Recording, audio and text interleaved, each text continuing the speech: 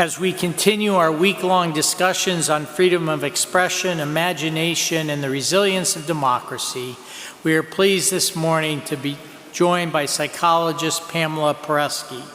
An advocate for free speech and free minds, Dr. Paresky is the creator of the project Habits of a Free Mind, Psychology for Democracy and the Good Life, a set of teachable practices for fostering the habits of curiosity, compassion, courage, and calling, habits necessary for contributing to and thriving in a liberal, pluralistic democracy. Dr. Paresky writes about various aspects of illiberalism, including censorship, campus culture, anti-Semitism, and the effect of tribal norms on friendship and society. She is a senior scholar at the Network Contagion Research Institute, where she and her colleagues research and write about anti-Semitism and other forms of extremism. Dr. Paresky is the author of the guided journal, A Year of Kindness, and was the primary researcher and in-house editor for the best-selling book by Jonathan Haidt, The Coddling of the American Mind. She has taught at Johns Hopkins, the University of Chicago, and the United States Air Force Academy. It's our honor to host Dr. Paresky this morning on her first visit to Chautauqua, made possible by the Higgy Family Lectureship. Please join me in offering a warm Chautauqua welcome to Dr. Pamela Paresky.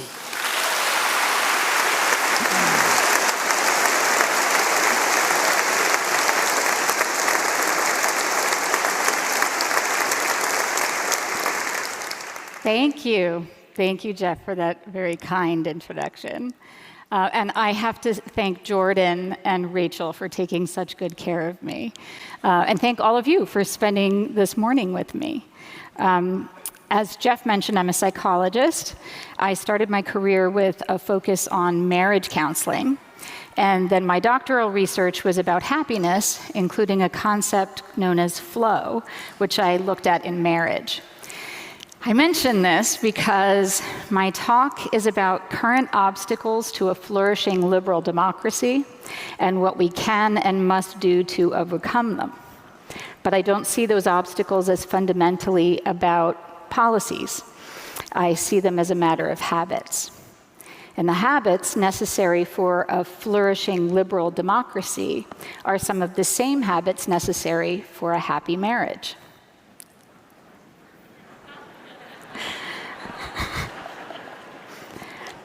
So raise your hands if you're married. Now keep your hands raised if you never disagree with your spouse.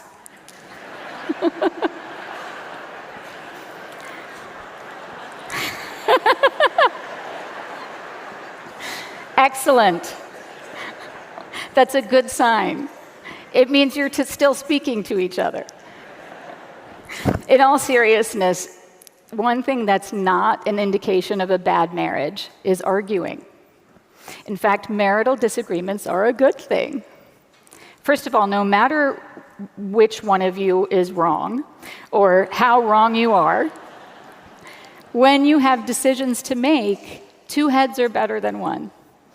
But also, marital arguments aren't just about solving problems. There are also opportunities for personal growth and increased understanding and deepened intimacy. I hope that comes as a relief because according to decades of research by a psychologist named John Gottman, even in good marriages, on average, only about a third of problems are solvable. About 2/3 of marital problems are perpetual. Not hard to resolve, perpetual. So I'm going to tell you a secret. Often, the arguments you have with your spouse are not really about whatever you're fighting about. Underneath marital conflict, and especially in recurring arguments, what you're really looking for are answers to fundamental questions. These are the big questions about freedom, about mortality, about meaning, about belonging and isolation. They're what existential psychiatrist Irvin Yalom calls ultimate concerns. They're questions like, do you understand me? Can I count on you? Will you take care of me and keep me safe? Do you appreciate and admire me? Do we belong together? When things get hard, will you have my back? If I'm committed to you, am I still free? As we navigate this primary relationship, we're constantly answering those questions. But most of the time, we're not consciously aware of this. So when marriages end, what people point to aren't those ultimate concerns. The reasons we give for when marriages fall apart are the obstacles that sit on top of those questions. So I'm going to go through 6 of those obstacles to a happy marriage and then show you how they're also obstacles to a flourishing democracy. The first obstacle is communication problems. If spouses don't communicate with each other, they might make some accurate guesses, but over time, they'll just make up stories. When spouses feel misunderstood, misinterpretations multiply. Spouses become emotionally distant, and they come to resent one another. And without mutual understanding, there's no shared reality. This is clearest in one study of ex-spouses who were separately asked about the final straw, the ultimate reason their marriage failed. So what percentage of those divorced pairs do you think gave the same answer for why the marriage ended? Do you have a number in mind? The percentage was 0. But even when spouses are honest with each other, sometimes the delivery can be ill-considered, and honesty can cut too deep. And sometimes a spouse who thinks he or she is merely being honest is actually just criticizing and being defensive. When one spouse places all the blame on the other and can't see his or her own role, productive disagreement and constructive communication become impossible. If couples have a pattern of escalating negativity, or if a spouse consistently doesn't feel heard, or one or both partners just don't want to talk, they can develop a habit of stonewalling and become withdrawn and disengaged. Years ago, John Gottman found that he could predict with 90% accuracy which couples would divorce by looking at the presence of what he called the 4 horsemen of the apocalypse. Any one of the 4 can signify a failing marriage, but if all 4 are present, the marriage is doomed. 3 of them are criticism, defensiveness, and stonewalling. The second reason marriages fall apart is through neglect. In this kind of marriage failure, spouses go about their lives without really noticing each other. They might have lost interest, or they might just take each other for granted. One crucial insight that's made social media so profitable is that while we think what we want is information, what we crave is attention. People we love aren't always available. They can't pay attention to us on demand, but people on social media can. On social media, we can be noticed and appreciated. The dopamine hits we get every time people like and share our posts are a poor substitute for the attention and appreciation we want from people in real life. But today, when so many people feel lonely and alienated and even afraid of each other or afraid of being ostracized, if someone is in a neglected marriage, even being noticed by strangers on social media feels better than going unnoticed at home. Spouses who stop paying attention are spouses who stop expressing appreciation and affection. Their partners will look for attention, appreciation, and affection elsewhere, whether on social media or in real life. Which brings us to the third reason marriages fail, a lack of trust. A betrayal of trust is one of the most commonly given reasons for divorce. Marriage is a game of give and take, not a game of winner takes all. But compromise isn't possible without a foundation of trust. Imagine, for example, that a wife is unresponsive to her husband's bids for affection and connection. This not only makes it hard for her husband to trust that she cares about him and will attend to his needs and desires, it makes him less willing to make concessions when his wishes come in conflict with hers. His unwillingness to compromise degrades her ability to trust him, which makes her even less responsive to his bids for affection. This increases the risk that he'll look outside the marriage for affection and attention, and it creates a negative trust cycle. Trust is so essential to marriage that in one 20-year study, 58% of men in low-trust marriages died. That's not what you thought I was going to say, is it?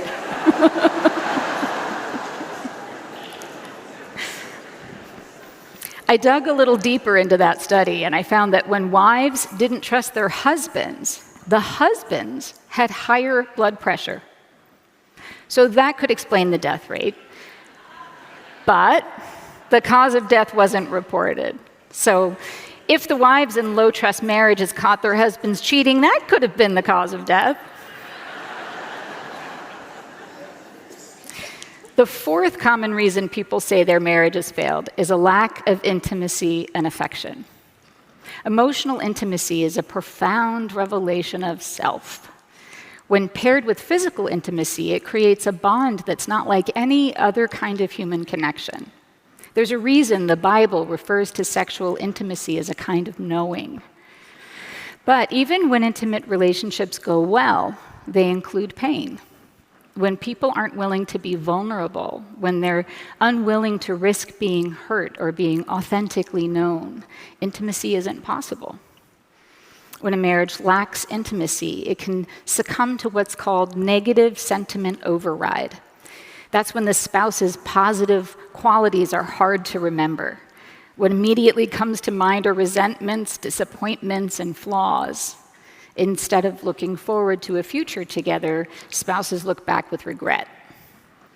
If we can't look forward to being happy together, when we look backwards, it's hard to remember being happy together.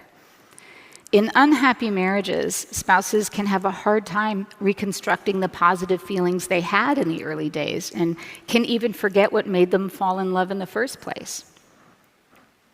The fifth reason marriages end is contempt. Contempt is a weapon of marital destruction. With any one of the four horsemen, the marriage can end. But the most lethal is contempt. It feeds on feelings of superiority and hostility. It eliminates respect. It destroys trust, admiration, compassion, and love. It can even lead to wanting someone to suffer. Contempt is so devastating that feeling it can eventually result in a complete inability to remember a single positive thing about a spouse. Contempt is an acid that dissolves the bonds of affection. So the last thing we'll talk about is when marriages no longer have meaning. Marriages, whether personally fulfilling or not, have a purpose. And the purpose is either internally or externally derived. An internally derived marital purpose is about the spouse and the relationship. When the purpose is internally derived, but the relationship is more negative than positive, when it stops being a vehicle for connection, affection, mutual growth, and abiding love, it fails at its purpose. It's no longer a positive source of meaning. That's a reason for divorce. An externally derived purpose is about something other than the spouse and the relationship. When the purpose of a marriage is externally derived, the marriage might hold, but the relationship won't be fulfilling. These kinds of marital relationships might be more aptly called situationships. For example, a couple might choose to stay together because of their financial situation. Or the situation might be one in which they stay together for the sake of the children, despite being unhappy with each other as life partners. Of course, divorced couples can function well as parenting teams without the marriage. I'm an amicably divorced mother, so I can personally attest to this. But when the sole purpose of a marriage is the children, spouses in a dysfunctional marital relationship can be a good parenting team and stay in a bad marriage.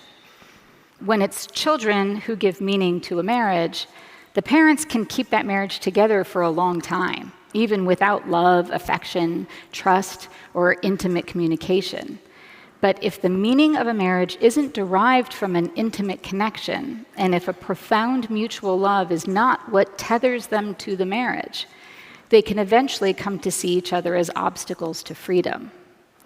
And then, once the external purpose of the marriage is fulfilled, that tether can break. So those are some of the issues that undermine marriages.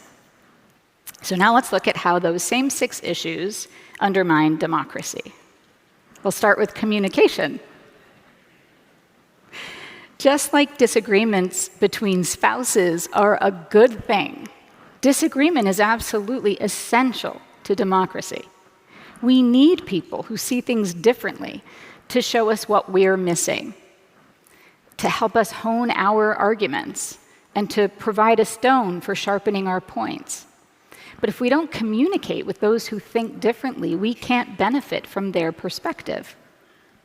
Today we have totally separate partisan media ecosystems. So unless we make a deliberate effort to consume media from outside our bubbles, we won't get the same information our opponents get, let alone understand their perspectives. Whether or not we identify as a member of a political party, the more contact we have with people who think differently, the more accurate our perceptions of them will be. But that doesn't solve all our communication problems. If we live or work somewhere where we're in the dissenting minority, we can be too afraid to articulate our disagreement. A political scientist named Timur Kuran coined the term preference falsification to describe a particular phenomenon of public pressure to conform. This is when people falsely lead others to believe they have certain preferences. In other words, opinions. When enough people engage in that, it results in what's called pluralistic ignorance. This is a widely held conclusion that the majority are in favor of something when they're not. Preference falsification is a particular kind of dishonest public communication that fosters self-censorship and can lead to a small but vocal and vicious faction gaining outsized power. In a recent case, a dedicated veteran educator in Toronto was publicly mocked and defamed and falsely accused of being a white supremacist during an anti-racism training. And then he was shamed again on social media afterwards. Some of his colleagues publicly attacked him. Many abandoned him. Some privately acknowledged that what was happening was wrong, but no one who privately supported him was willing to publicly defend him. By the time he won his lawsuit for workplace harassment and abuse, he'd already lost his job, lost his career prospects, and lost his reputation. People like to say that cancel culture isn't real, but it was very real to him. It was so real that a month ago, he took his life. The second issue that undermines both marriages and democracy is neglect. When we don't understand people with whom we disagree, just like with spouses, we make up stories about them in our minds. And just like in a bad marriage, it becomes impossible to have a shared reality. A research group called More in Common found a large perception gap on both sides of the aisle. This is the difference between what members of one political party actually think and what members of the other party believe they think. So here's one example. On average, Democrats believe that only 35% of Republicans would agree that Americans have a responsibility to learn from our past and fix our mistakes. Right? Americans have a responsibility to learn from our past and fix our mistakes. When they surveyed Republicans, guess what percentage agreed with that statement? Americans have a responsibility to learn from our past and fix our mistakes. Do you have a number in mind? The answer is 93%. This is in part a problem of neglect. When we don't pay attention to whole groups of people, and especially if we think we already know them, we miss important information, and sometimes we just stop noticing them at all. The importance of being noticed cannot be overstated. Part of what made the Black Lives Matter movement so compelling and what mobilized so many people across the country for so long was recognizing the painful experience of feeling invisible and dismissed and treated like you don't count, and wanting to amplify the message that Black lives do matter. Tens of millions of people took to the streets because it's essential for everyone to hear and embrace that message. And it's essential that we all notice and pay attention to those who've been mistreated and ignored. I remember an NPR interview that was right after the 2016 election with Alec McGillis, a journalist who covered the working class parts of Ohio and Pennsylvania, where Democrats who had previously voted for Obama voted for Trump. McGillis talked about how those voters felt ignored by mainstream media and left behind both economically and socially. And then Trump came along and paid attention to them. He noticed them. One of the Trump voters McGillis spoke to was a single mother with daughters. She was a union worker and a staunch Democrat. And when Trump won in 2016, she took it as a sign that she and people like her counted. A lot of those Democrats told him that electing Trump made them feel like they mattered. Just like in a marriage, if we stop noticing people, if we stop paying attention to them, and if we stop making them feel like they matter, they'll find attention and appreciation elsewhere. That brings us to the problem of trust. In the same way marriage is a game of give and take, so is democracy. Social trust is the faith that others will play the give and take game too, instead of the game of winner takes all. Institutional trust is the public's belief that our institutions are honest and will act in accordance with society's needs. During the Trump presidency, the percentage of Americans who said they had a great deal or quite a lot of faith in the presidency ranged from only 32 to 39%. To put that in perspective, less than a year after Nixon resigned, the number was 52%. For additional perspective, this year, under President Biden, the number is 26%. In the almost 50 years in which Gallup has been polling people about trust in the presidency, there were only 2 years in which it was lower. In 2007, under George W. Bush, and last year. Trust in institutions affects social trust, but not the reverse. So as disheartening as this is about institutional trust, it's not good news for social trust either. In 2021, the University of Virginia Center for Politics found that more than 3/4 of voters on both sides of the aisle thought citizens who strongly supported the opposite party posed a clear and present danger to American democracy. Just like in a marriage, without trust, compromise is impossible. When one side doesn't trust that the other side will compromise or even play by the rules, it not only creates obstacles to working together for the common good, it creates an incentive to quit the game of give and take and play winner takes all, or even win by any means necessary. And when neither side trusts the other, they end up preferring to get nothing themselves than to let the other side get anything at all. The negative social trust spiral pulls parties apart, just like the negative interpersonal trust spiral pulls spouses apart. Marriages disintegrate without trust, and so do democracies. The fourth failure we see in both marriage and democracy has to do with intimacy and affection.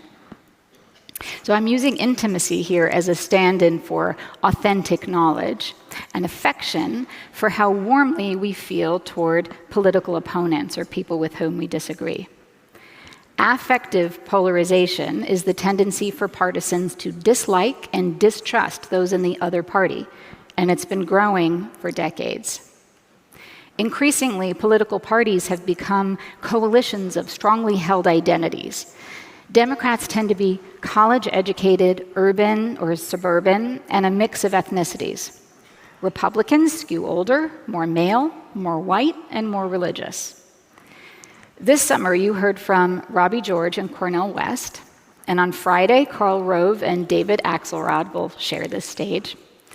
But 2 generations of adults are too young to remember when it was common for staunch conservatives like Ronald Reagan and fierce liberals like Tip O'Neill to set aside their political differences and have a drink together.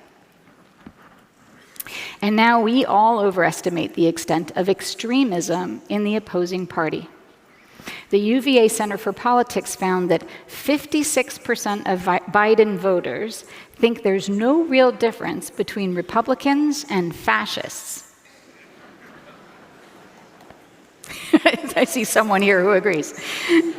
And 76% of Trump voters think there's no real difference between Democrats and socialists. All right, you guys can meet later and have a good conversation. Whatever the issue, when we are sure that all the decency and the intelligence and reason and science are on our side, and all the ignorance and insanity and stupidity and malevolence is on the other side, it leads to each side becoming even more critical, even more defensive, even more hostile, and even less interested in compromising. That's the 4 horsemen of the apocalypse. So that brings us to contempt. Contempt isn't just a weapon of marital destruction, it's also a weapon of lethal mass partisanship.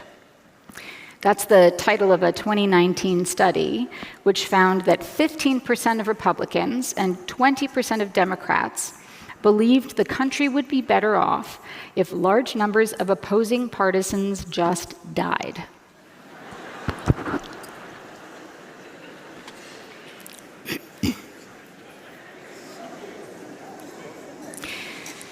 Researchers at More in Common found that more than 70% of Americans, regardless of party, see members of the other party as brainwashed, hateful, and arrogant, regardless of party. Less than 15% see the other side as being reasonable, honest, caring, or humble. This looks a lot like the negative sentiment override we see in marriages that are corroded by contempt. Our communication problem feeds a trust problem that creates an intimacy and affection problem and results in a contempt problem.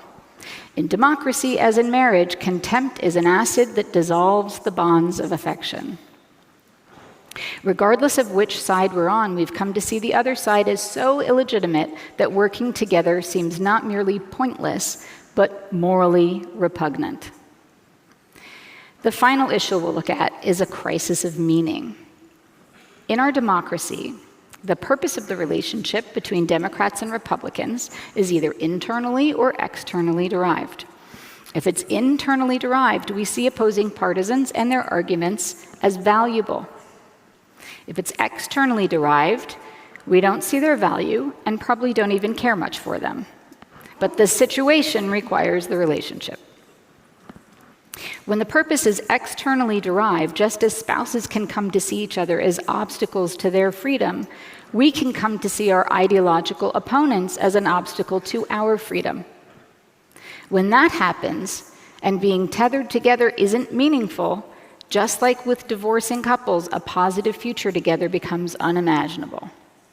So in 2021, it probably shouldn't have come as a surprise when 41% of Biden voters and 52% of Trump voters said they'd support a national divorce. We're in a situationship, and the tethers are fraying. Okay, well, I'll go now.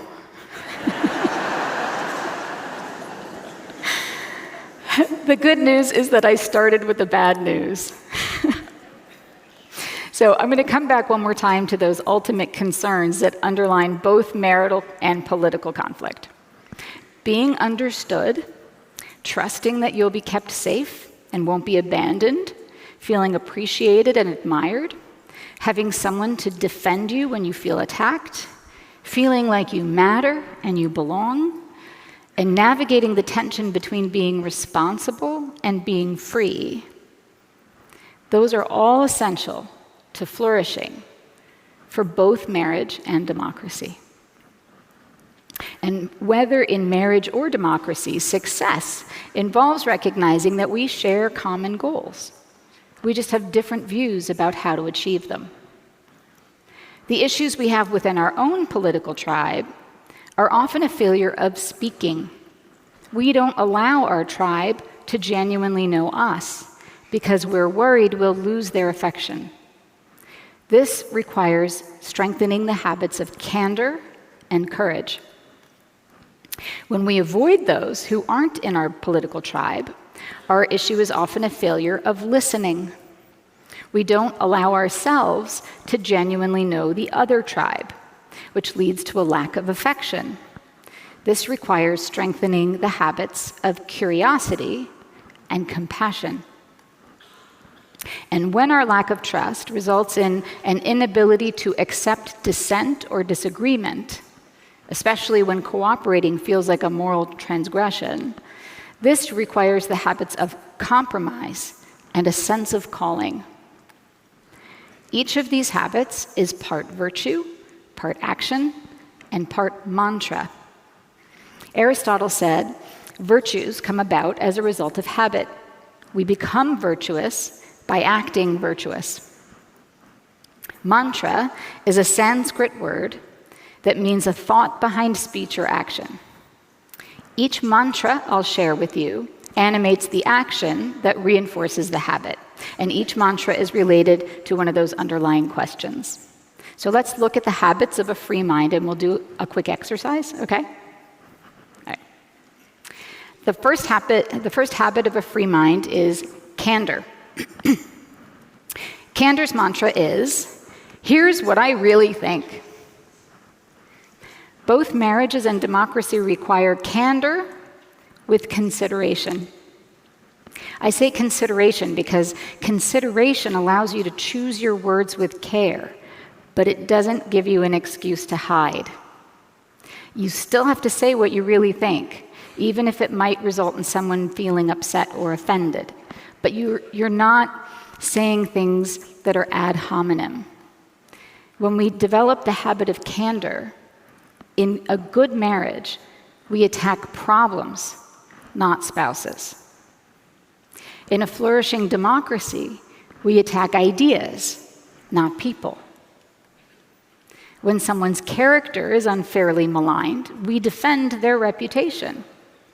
And when civil liberties are denied, we advocate for those civil liberties, even if they're being denied to someone whose bad reputation is deserved. So I want you to think for just a minute about a political opinion you're afraid to openly speak about. I know Monica Guzman asked you this too if you were here for her talk. In general, the people who would call you names and try to shame you, though vocal and vindictive, are a small minority. According to More in Common, the political extremes amount to about 8% on the far left and about 6% on the far right. So even if you end up in an abusive diversity training like the one in Toronto, what you're afraid of isn't really the abuse. What you fear is nobody coming to your defense. Assuming you're a thoughtful and decent person, which I will assume, if you're afraid to be candid about whatever that view is, then probably a lot of other people are too. So here's a thought experiment. What if you saw someone you like being harassed for expressing the opinion that you are afraid to openly share? Would you publicly defend that person? Now, what if that person being harassed was someone you don't like? Or someone who expressed an opinion you don't like? That brings us to the habit of courage. The mantra for courage is, "You can count on me." Democracy relies on not just the right to freedom of expression, but a philosophy of freedom of expression, which results in what Jakob talked about on Monday, a free speech culture. A free speech culture is one in which we neither fear words nor condone harassment. This relies on not just laws, but on a set of social norms that mean unpopular opinions and inconvenient truths can be expressed without retribution, and we ourselves are willing to articulate such things. In a liberal democracy, we draw a bright line between words and violence. But in our current environment, this still requires a certain kind of courage to speak your mind. Of course, I can't stand here in this spot and speak about the line between words and violence without acknowledging Mr. Rushdie, Henry Rees, and the Chautauquans who courageously prevented an even bigger tragedy last year.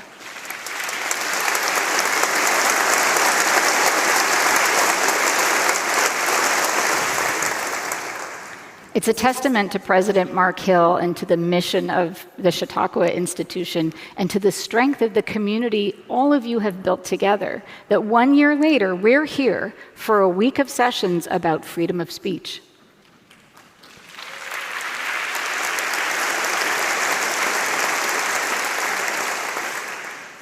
Most of us in this country will never need to fear violence in response to our words. And yet, too often, we lack the courage to say what we really think anyway. If we're too afraid to defend people who articulate opinions we ourselves hold, how will we summon the courage to defend free speech when people say things we don't like? Candor and courage are the first two habits of a free mind. The third habit of the free mind is curiosity. I'm often reminded of a line by philosopher Iris Murdoch. Love is the extremely difficult realization that something other than oneself is real. When we become genuinely curious about other people, it changes us. Curiosity is largely about listening. Theologian William Stringfellow wrote, "Listening is a rare happening among human beings."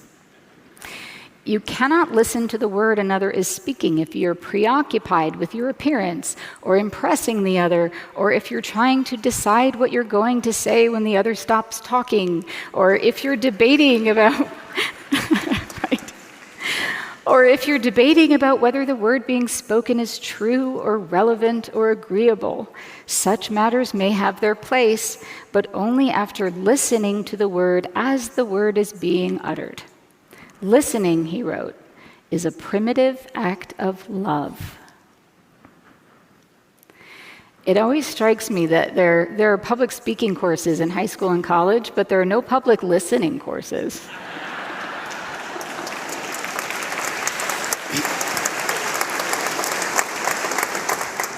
Or private listening courses, for that matter, which may be why people end up in marriage counseling. Anyone who knows anything about debate, though, knows that being a good listener is key to being a good debater. But debaters' listening is for a performative conversation, not an intimate conversation. Debate is essential to a flourishing democracy, but that's not the kind of listening that makes people feel like they matter. So there are two mantras for curiosity. The first is, what am I missing? And the second, which helps to answer the first, is, what's the story I'm telling myself? This is because in conversations, we're always listening to two things at once. The first is what the other person is saying, and the second is what we're thinking about what they're saying. And sometimes the second part is so loud we can't really hear the first part. The first question, what am I missing, represents curiosity about situations or people. And the second question, what's the story I'm telling myself, represents curiosity about our own interpretations. The stories we tell ourselves shape what we're looking for. So if the story I'm telling myself is that no intelligent, informed, sane, and decent person could come to this very wrong conclusion, then when I ask, what am I missing, I'll be looking for evidence that a person who holds that view is stupid, ignorant, crazy, or malevolent. But if I recognize that that's the story I'm telling myself, then I open up the possibility of seeing something I've never noticed about those people who disagree with me. Maybe I'll even see that we share fundamental concerns. Using these two mantras is a practice that helps to address our confirmation biases, like selective attention, because the stories we tell ourselves shape what we notice. So can we do a curiosity exercise together? Okay, good. I'm going to play a very quick video. It's a whodunit, and then you see if you can guess who done it.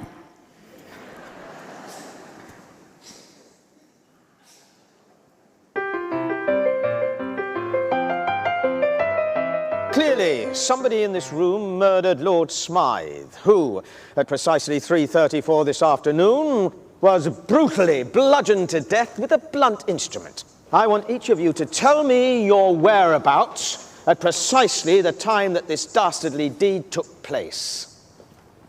I was polishing the brass in the master bedroom. I was buttering his lordship's scones below stairs, sir. Why, I was planting my petunias in the potting shed. Constable, arrest Lady Smythe. But how did you know? Madam, as any horticulturist will tell you, one does not plant petunias until May is out. Take her away. It's just a matter of observation. The real question is, how observant were you? So, raise your hand if you noticed something that changed. A few of you. Very few of you. Okay. So now I want you to look for changes in the video. I'm going to play it again. I want you to look for changes, okay?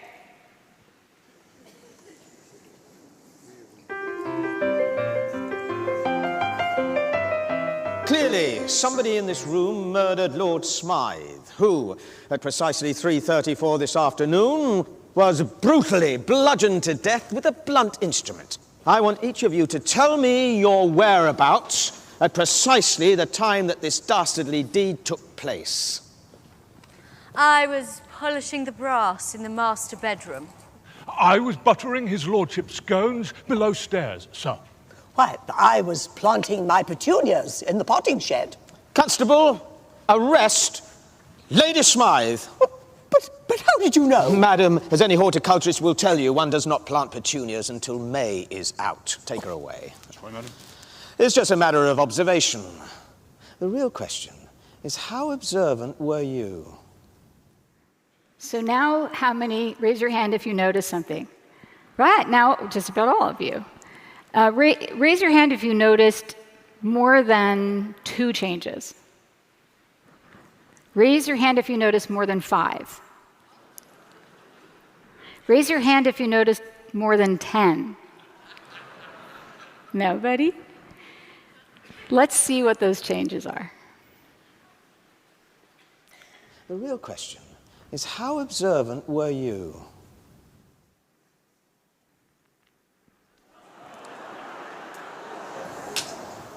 And action.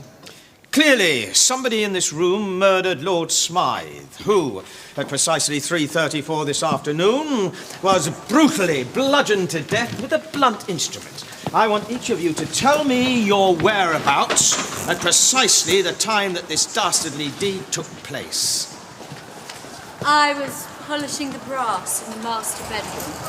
I was buttering his lordship's scones below stairs, sir. Well, I was planting my petunias in the potting shed. Constable, arrest Lady Smythe.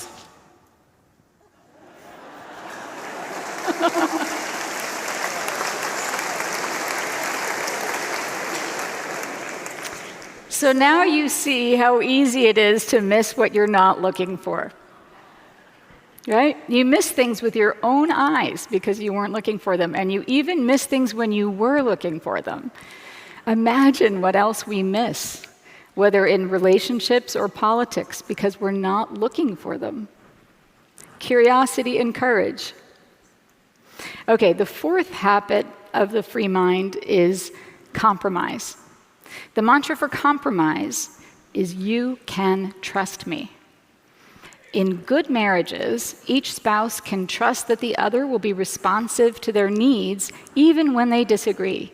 And since we can't always get what we want, spouses in good marriages allow themselves to be influenced. They trust they'll each do what's in the other's best interest, and that when those interests conflict, they'll openly negotiate rather than engaging in secret betrayals. The mantra for compromise is not a question. It's not, "Can I trust you?" It's, "You can trust me." Everyone fails at being perfectly trustworthy. Happy couples repair the trust and go on playing a game of give and take rather than tit for tat.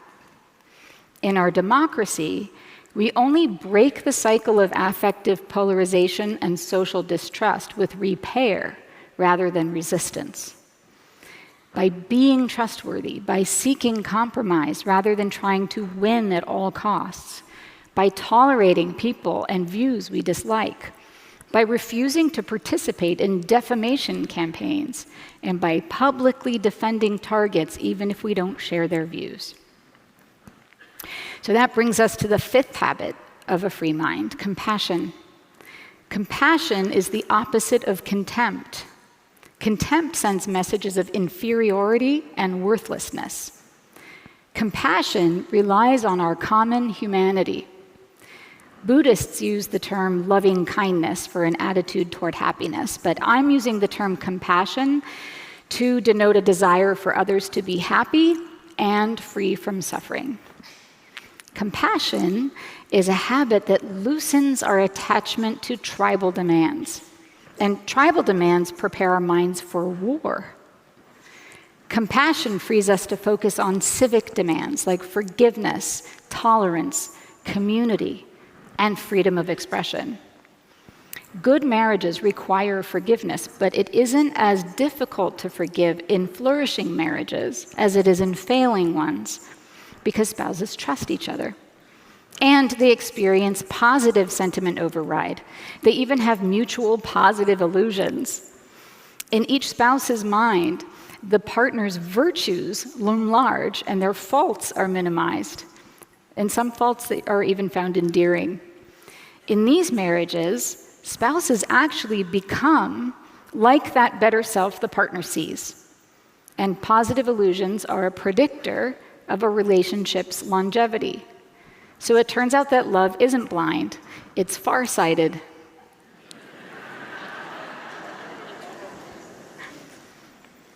The mantra for the habit of compassion is "you belong here." Belonging is a fundamental human need. And here is a mystical place. No matter where you go, where are you? You're always here.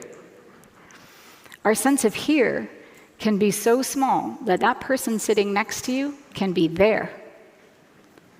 Or it can be so large that everyone in the amphitheater is here. Here is a place for us, and there is a place for them.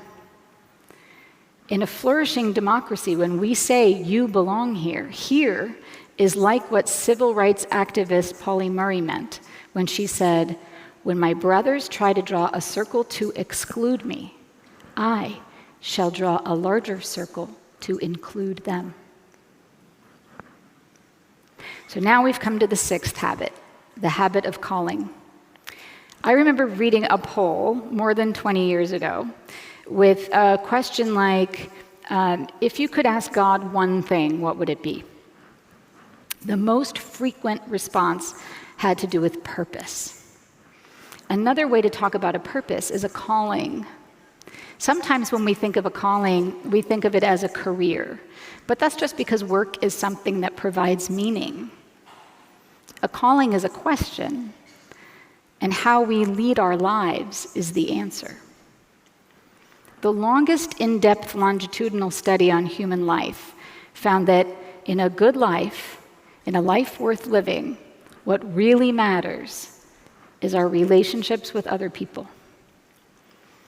Maybe the reason the same habits and practices are good for both marriage and politics is because ultimately a life worth living leads us to other people, and if we're lucky, to one particular person too. The mantra for the habit of calling is, "You matter to me." These are the habits of a free mind. They're important in all kinds of relationships. Of course, they're easier to practice in some than in others. They address issues of communication, neglect, trust, intimacy, affection, contempt, and meaning. And they comprise a psychology for democracy and the good life.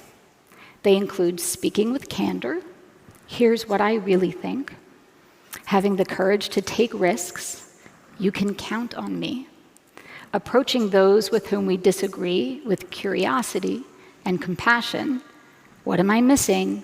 What's the story I'm telling myself? And you belong here." Seeking out ways to compromise, "You can trust me," and welcoming dissent and disagreement as serving a meaningful and essential purpose in a functioning liberal democracy. "You matter to me." These are habits that in recent times we've practiced too seldom and valued too little. But by strengthening them, we can develop what Catholic philosopher Jacques Maritain called real and genuine tolerance. He said this tolerance is only possible when someone is absolutely convinced of a moral truth and, at the same time, recognizes the right of those who deny this truth to exist and to contradict him and to speak their own mind, because he respects in them what he called human nature and human dignity. And that leads me to one final habit. The seventh habit of a free mind is commitment. In democracy, as in marriage, there are no easy answers to hard questions, and there are no simple solutions to wicked problems. But not every marriage should be a lifelong commitment. When a spouse's answer to the question, "Are you committed to me?" isn't an easy yes, sometimes what's needed is a divorce. In a liberal democracy, however, if we're committed to this liberal democratic project, then like it or not, we need each other, because no ideological monoculture will remain a liberal democratic one for long. So if an easy yes is not how we answer for ourselves the question, "Are my fellow citizens and my government committed to me and the people I care about?" what we need isn't a divorce. What we need is to renew our vows. We face wicked problems in democracy, but we'll never solve them with coercion or censorship or by shaming our opposition into silence. So how can we solve wicked problems? The mantra for the habit of commitment is the only real answer to that question. How will we solve wicked problems? The answer is together. Thank you.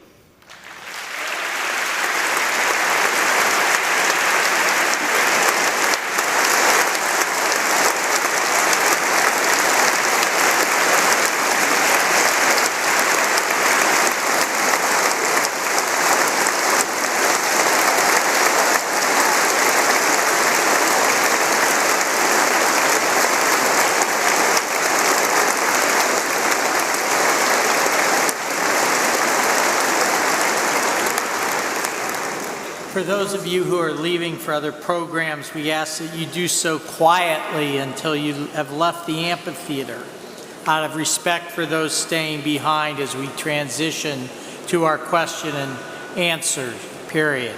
If you have questions for Dr. Paresky, you may submit them through our ushers who are circulating and can provide slips of paper and pencils.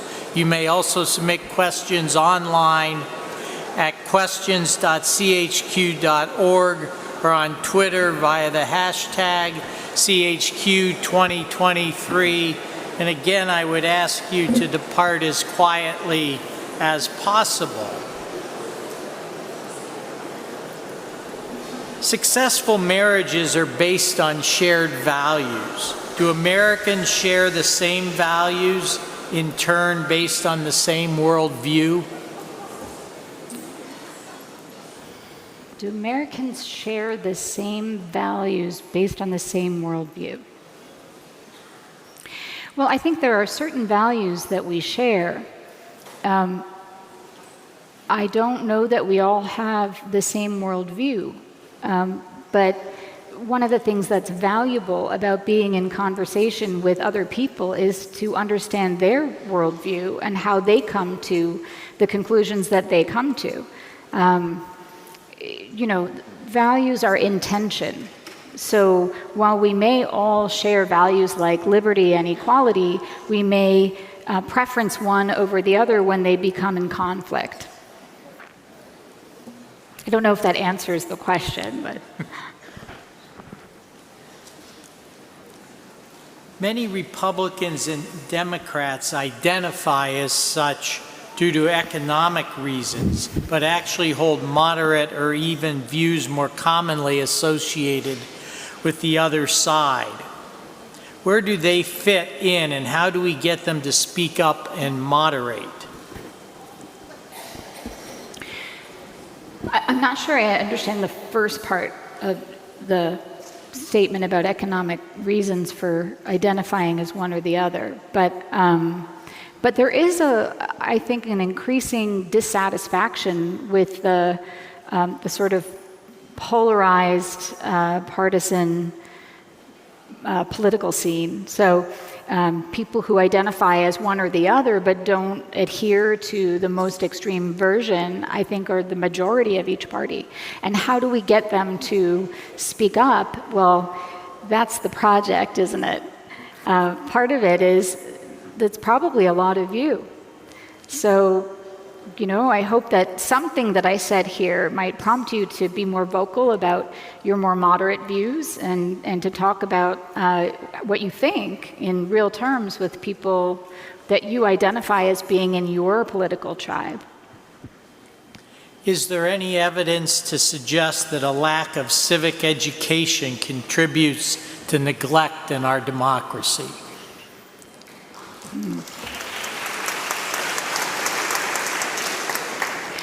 I think there is. I'm not familiar with the data, so that sort of evidence, but there's anecdotal evidence, and I certainly think that an increased focus on civic education would be a very, very beneficial thing.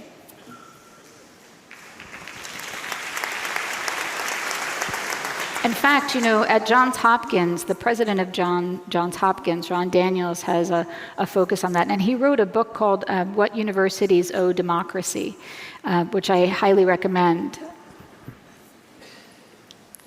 Are you sure that what people tell researchers they think is what they truly believe and on which they'll act? Yeah. So this is a very good question. Self-report is always a little dicey, but there are certain things that researchers do to try to assure that the information they're getting is valid. And as far as acting on it, I think acting on what you think is never assured, as we know, because so many people are self-censoring now. And aren't willing to even defend people who say the things that they themselves believe. So acting on those beliefs is one of those things that we need to encourage. And there's a video I play for my students. I forget what the title of it is, like The First Dancer or something is the video. It's some kind of festival somewhere, and there's music playing, and all of a sudden one person just goes out into the field and starts dancing just crazily by himself, not caring about what he looks like. And then a few more people come, and then a few more people come, and then everybody is dancing. And that's the sort of thing that happens when somebody is willing to say something that others haven't been willing to say, or someone is willing to defend. The first person who's willing to defend somebody who has said something unpopular and is being unfairly maligned makes it more likely that someone else will come in and defend also, and then someone else. And at a certain point, there's a tipping point. When enough people come in to defend somebody, the social currency on that side outmatches the social currency on the side that's attacking, and therefore the roles get reversed.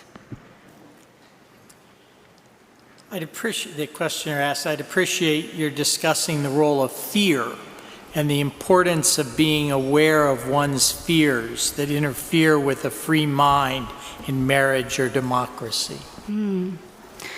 Well, of course, people sometimes think that courage is the absence of fear, but it's not. Courage is the ability to act in the face of fear.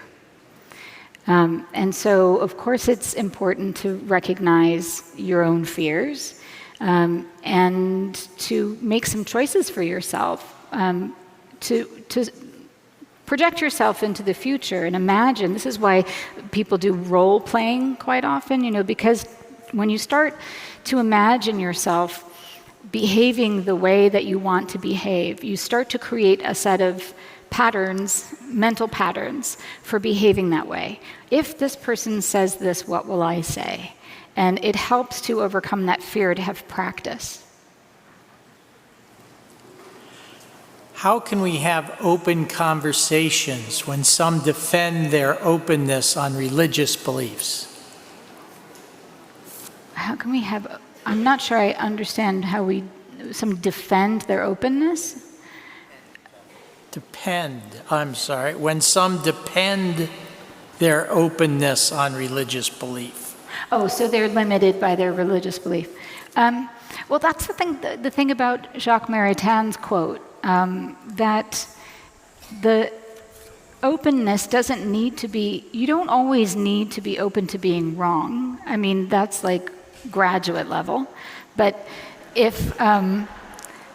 but the first thing is just to be open to being with someone who's wrong. The first one is just being open to seeing the person who's wrong as an equal human being with equal dignity and equal humanity. What is the role of independence in the civic debate? Is our politicization made worse by the two-party system? Oh, this is way outside of my scope.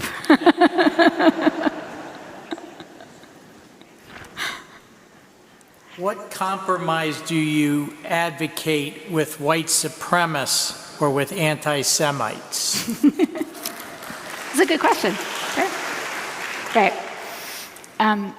So one of the things that I'll say is that if there were no such thing as an ex-white supremacist or a former anti-Semite, my answer would be different. But the fact is that people will go where they feel like they belong and where they feel like they matter and where people pay attention to them and where they feel loved. And if we can accept that even those people are human beings who deserve love, and we may not be capable, but if we have the capacity to at least see them as human beings and not monsters, it's a first step to hopefully what ends up being some changes in their own thinking. The only thing that has ever changed, from what I know, has ever changed the mind of someone who had hateful beliefs is when someone he was supposed to hate didn't hate him.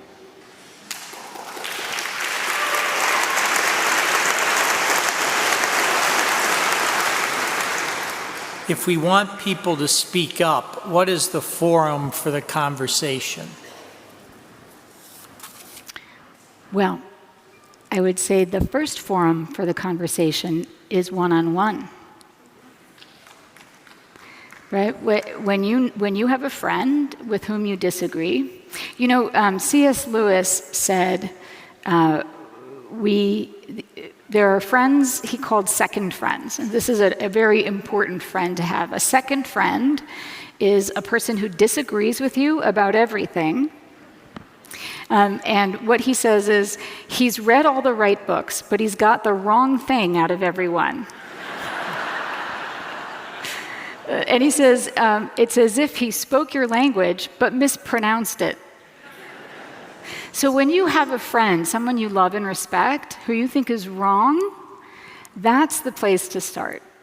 Have that conversation, but have that conversation not from a place of trying to convince them they're wrong, but trying to understand what you're missing so you can see what they see. Ladies and gentlemen, please join me in thanking Dr. Pamela Paresky.